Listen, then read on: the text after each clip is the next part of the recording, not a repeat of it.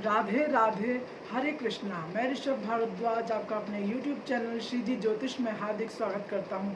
तो दोस्तों, आज से भाद्रपद का महीना प्रारंभ हो चुका है। तो आज हम बात करने जा रहे हैं भाद्रपद के महीने के बारे में। किस प्रकार भाद्रपद का महीना आपका भाग्य बदल सकता है, भाद्रपद के महीने की क्या है महिमा और क्या है महत्व, आज हम इस विषय पर चर्चा करेंगे।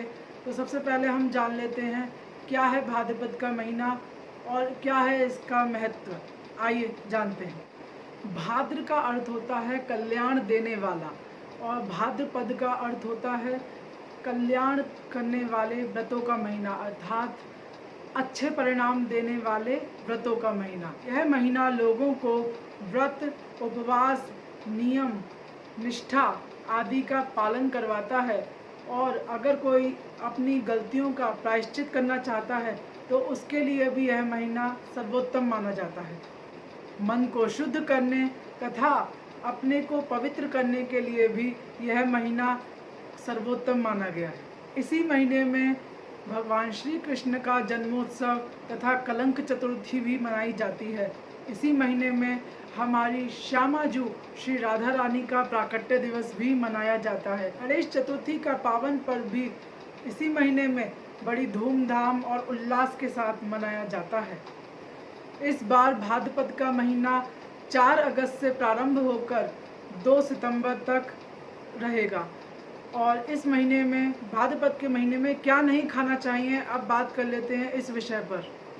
इस महीने में आप लोगों को कच्ची चीज़ें, कच्चा सलाद खाने से बचना चाहिए और इस महीने में दही का प्रयोग पूर्ण रूप से वर्जित माना गया है। इस महीने में ब्लड प्रेशर से संबंधित समस्याएं काफ़ी हद तक बढ़ जाती हैं, इसका आप लोग ध्यान रखें। इस महीने में प्रतिदिन दोनों बेला स्नान कर भगवान श्री कृष्ण को तुलसी दल अर्पित करनी चाहिए।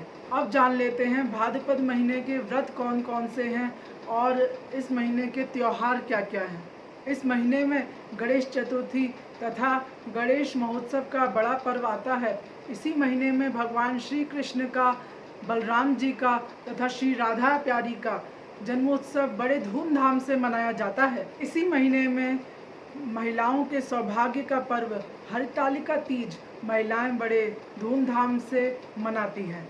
अनंत चतुर्दशी से अनंत पुण्य को प्राप्त करने वाला पर्व भी इसी माह आता है। आइए अब जान लेते हैं कि भगवान श्री कृष्ण की कृपा इस भादो मास में किस प्रकार प्राप्त की जाए। अगर आप प्रतिदिन भगवान श्री कृष्ण को पंचामृत से स्नान करवाते हैं तथा उस चरणामृत को प्रतिदिन प्रसाद रूप में लेते हैं तो आपकी तमाम मनोकामनाएं पूर्ण होती हैं। जिन लोगों को संतान सुख नहीं है उन लोगों को इस माह भगवान श्री कृष्ण का अपने घर पर जन्म करवाना चाहिए या उनके जन्मोत्सव में शामिल होना चाहिए।